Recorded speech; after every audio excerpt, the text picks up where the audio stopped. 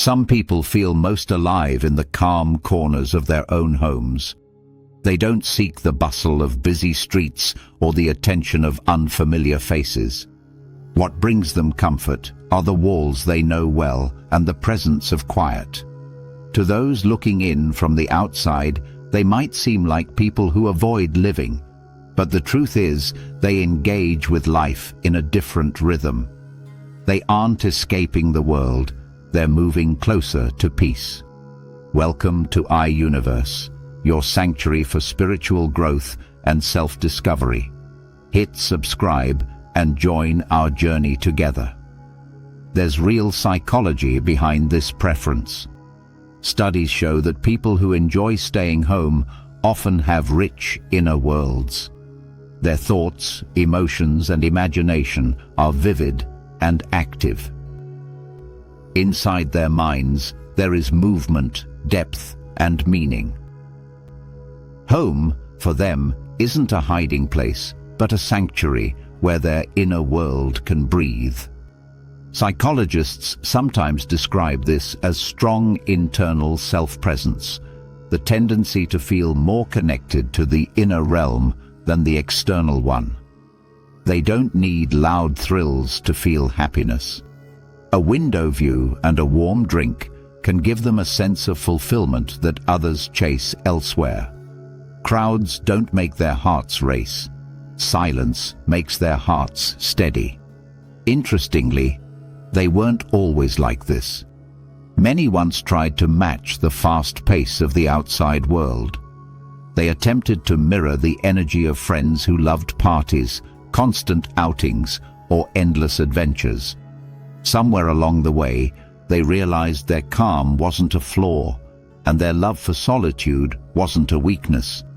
It was simply their nature. I remember the first time I understood this about myself. I once believed staying home meant missing out or feeling lonely. But instead, the space around me felt like it understood me. I found out I didn't need noise to feel alive or crowds to feel seen. I began to appreciate the turning of pages more than applause. That's when I learned that peace is a way of living too. Staying home doesn't equal being alone. Sometimes it means finally being with yourself and truly listening, something the busy world forgets to do. Those who prefer home often share one trait: introspection. They think deeply, turning small moments into stories and memories into lessons. Their emotions run with full intensity. Joy becomes textured. Sadness becomes expression. Hope becomes guidance. They don't rush through their feelings to keep up with others. They give themselves time to understand every emotion fully. Research even suggests that people who appreciate solitude often score high in creativity, empathy, and emotional intelligence. Their calmness helps them understand others, even if they themselves aren't always understood. Yet the world sometimes mislabels them. You're missing out. You should socialize more. Don't you get bored? These comments hurt because they imply something is lacking. But many great thinkers, artists, and innovators spent much of their time alone.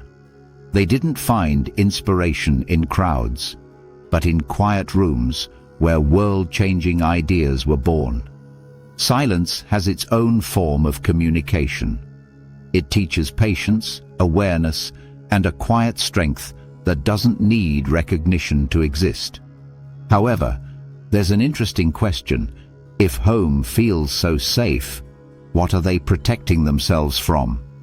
For some, it's overstimulation. People who prefer home can be deeply affected by noise, chaos, or emotional unpredictability. Their nervous systems crave steadiness, a place where their energy settles instead of reacting constantly. Home offers control, and with control comes calm. For others, it's about trust.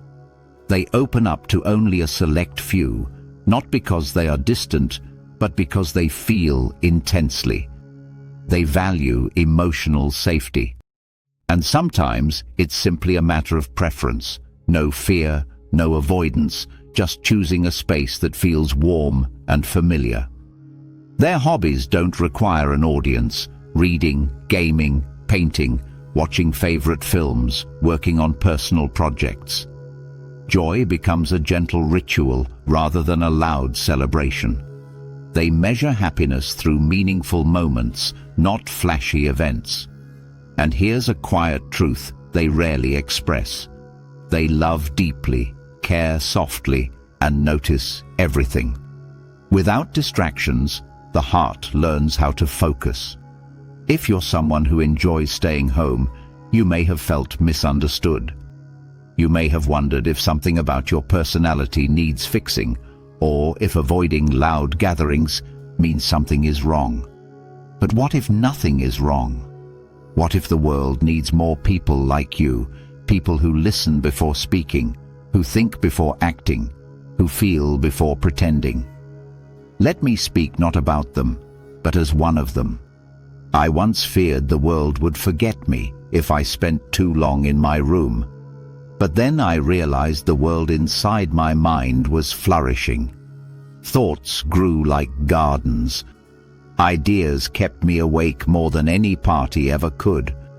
I discovered meaning in the simplicity of my space. Gradually, I understood that home isn't defined by walls, it's a state of mind. Maybe you've always felt a little different. Maybe you enjoy your own company more than the rush of crowds. Maybe the world hasn't recognized that part of you yet. But your quiet is powerful. Your stillness has depth. Your solitude is not a weakness, it's a gift. People who prefer solitude often possess strong self-awareness. They can identify their emotions clearly, understand what drains them, and know what restores them. Many people spend their whole lives not knowing these things, but homebodies learn early. That doesn't mean they never feel lonely. Solitude and loneliness are not the same. Solitude is chosen. Loneliness is not. A person can feel lonely surrounded by people. Solitude, on the other hand, gives strength. Some days, staying home feels like protection from a world that asks too much. Other days, it feels like freedom, the freedom simply to be. And the psychology goes deeper. It's not just introversion, it's about managing emotional energy. Even extroverts sometimes retreat home to recharge. It's less about personality types and more about where energy is preserved versus drained. They also guard their hearts carefully, allowing only emotionally safe people into their inner world. Their quiet nature can look guarded, but when they love fiercely. Their inner life is rich, a place where imagination thrives, where silence turns into creativity, where routines become rituals. They don't need a faraway destination. They find meaning in the moment. Sometimes their love for home comes from past hurts, a friendship that failed, trust that was broken, feelings that were too heavy for others to hold. So they created a space where they never have to apologize for being themselves. If you've ever stayed home because the world felt overwhelming, you're not alone.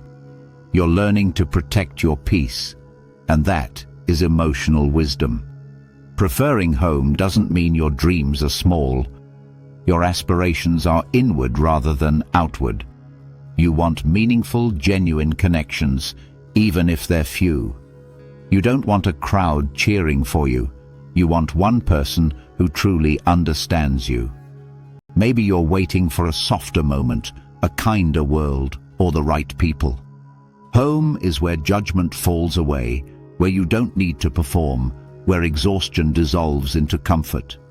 Sometimes you look out the window and see life rushing by, cars speeding, people hurrying, noise everywhere, and you smile quietly because you know the real treasure is inside. Society may glorify constant hustle, making rest seem like laziness and stillness like failure.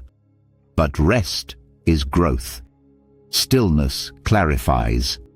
Silence reveals truth. Being home more than others doesn't mean your life is paused. You are observing, healing, becoming. And because you feel deeply, your love is deep as well. Your relationships, though few, are genuine. If someone is in your life, they matter. You give loyalty, tenderness, and attention that many people are too distracted to offer.